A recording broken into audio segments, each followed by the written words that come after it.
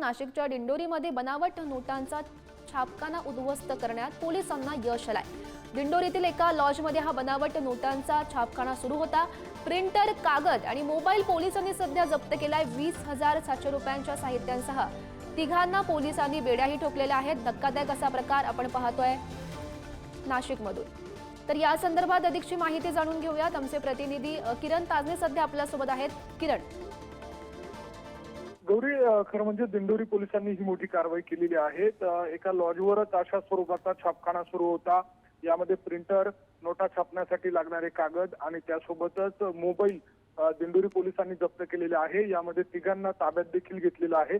एकूणच या बनावट नोटा छापून त्या कुठे पोहोचवल्या जायच्या, या सगळ्या दरम्यान त्यांना साहित्य पुरवण्यासाठी कोण नेमकं मदत करायचं याच्या दृष्टीने आता दिंडोरी पोलिसांचा तपास सुरू आहे। मात्र नाशिकमध्ये यापूर्वी घडलेल्या बनावट नोटांच्या कारवाईच्या पार्श्वभूमीवर ही कारवाई केल्यानंतर अद्यापही हे बनवेगिरीचे जे प्रकार आहे ते सुरूच आहे आणि त्यामुळे एकूणच या सगळ्या प्रकारांना कसा स्वरूपाचा आळा घालता येईल या दृष्टीने आता पोलिसांनी देखील पावलं उचलण्याची गरज आहे। गौरी, हो नक्कीच किरण, पोलीस नेमकी कशा पद्धतीनं या प्रकरणासंदर्भात कारवाई करतात हे पाहणं महत्त्वाचं असेल। धन्यवाद दिलेल्या सविस्तर माहितीसाठी।